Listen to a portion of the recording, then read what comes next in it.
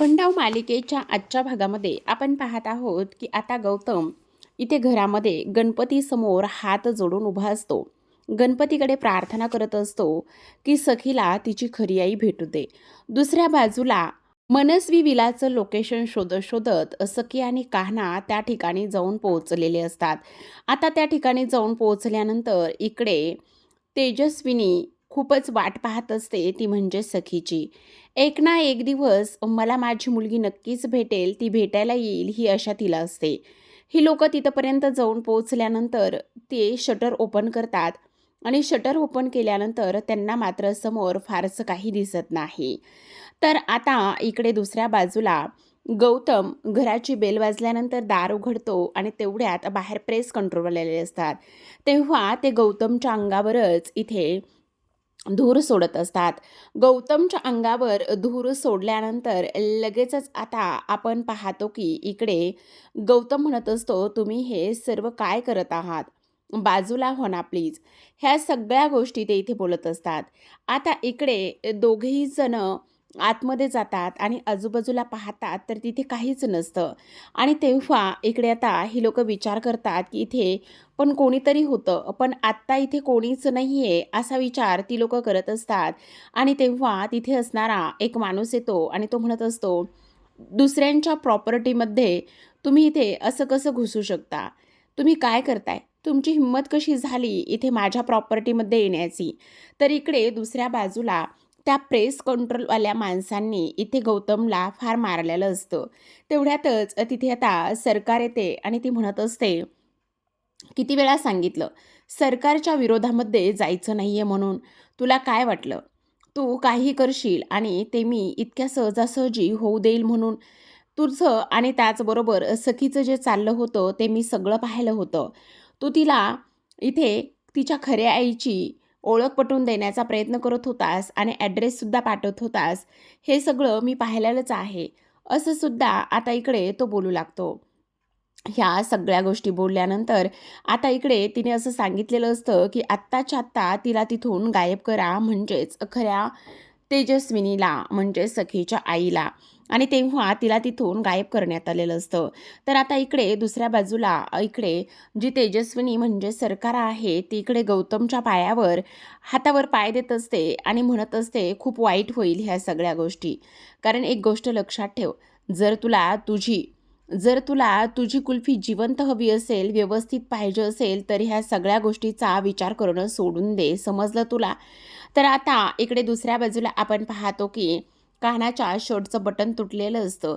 कारण एक माणूस त्याला धक्का देऊन निघून गेलेला असतो. जेव्हा त्याच्या शर्टचं बटन तुटतं, तेव्हा तो इकडे शोधाशोध सुरू करत असतो. तेव्हा सखी इथे बांगड्याची सेफ्टी पिन काढते आणि त्याच्या शर्टला लावून देत असते.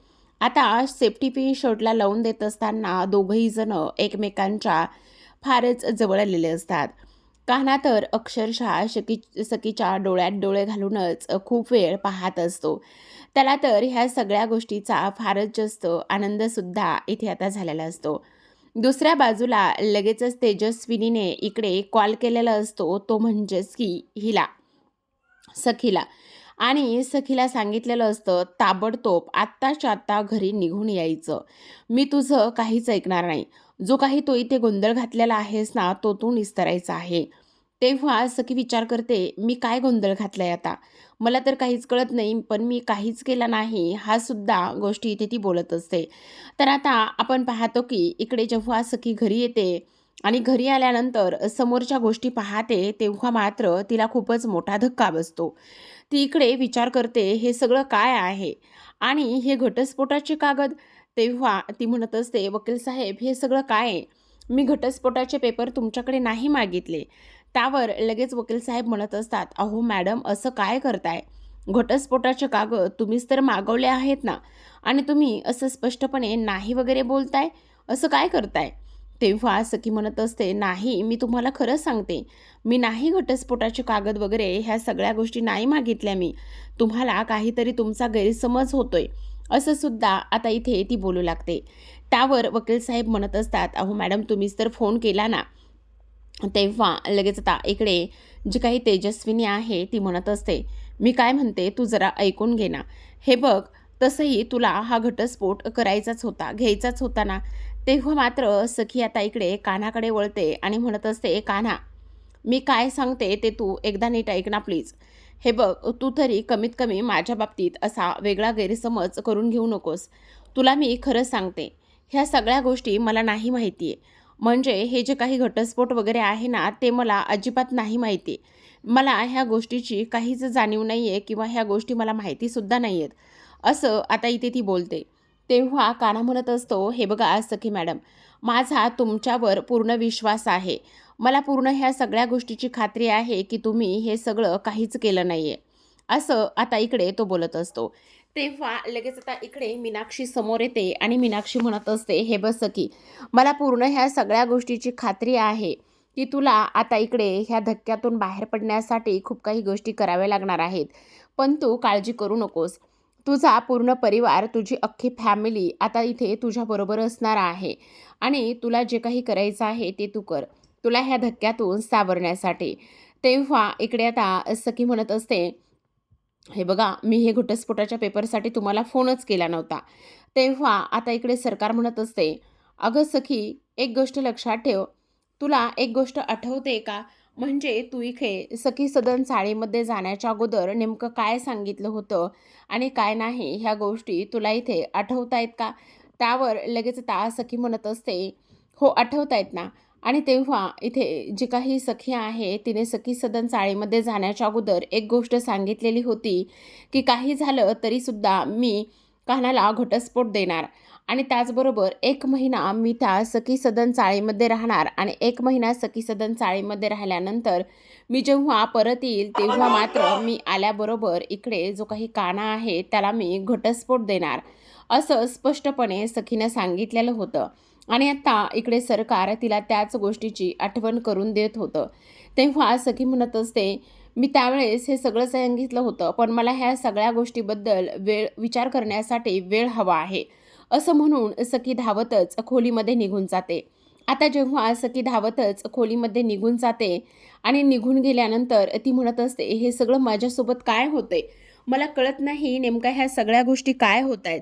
मला घटस्फोट नकोय. म्हणजे माझं मन एवढं अस्वस्थ का आहे? मला कळत नाही नेमकं माझ्यासोबत हे सगळं काय होतंय? कशा पद्धतीने होतंय? खरंच आमच्यामध्ये सगळं काही ओके आहे का? आम्ही दोघेही जण ठीक आहोत का? पण मग मला माझ्यावर अशी घटस्फोट घेण्याची वेळ यावी, हे सगळं का आणि कशामुळे घडतंय? ह्याच गोष्टी मला आता इथे समजत नाहीत, असं आता इथे सखी बोलत असते. दुसऱ्या बाजूला इकडे आता सरकार वकिलाला म्हणत असते, खरं खरं सांगा, तुम्हाला जो काही फोन आला होता, तो फोन कोणी केला होता? तेव्हा वकील साहेब म्हणत असतात, माफ करा, म्हणजे माफ करा सरकार, पण इकडे तुमच्या विरोधामध्ये जाऊन मी कसं बोलेल बरे?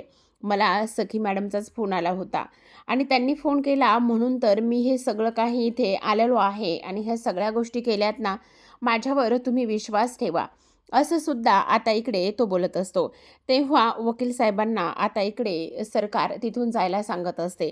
आता वकील साहेब तर निघून जातात, पण तेवढ्यातच आता इकडे परशू म्हणत असतो, चला चला वकील साहेब, तुमचं काम झालंय ना, चला तुम्ही निघा. तेवढ्यातच आता इकडे सरकार रागानेच मीनाक्षी आणि त्याचबरोबर परशूकडे पाहते. तेव्हा ते दोघेही जण तिथून निघून जातात. इकडे सखी अजूनही त्याच विचारामध्ये हरवलेली असते.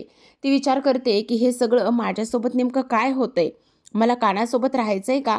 1 महिन्यानंतर तर मला घटस्फोट घ्यायचाच होता आणि मी तो घेणार सुद्धा होते. ह्या जरी गोष्टी खऱ्या असल्या तरीसुद्धा, पण मग मला आता एवढं अस्वस्थ का वाटतंय?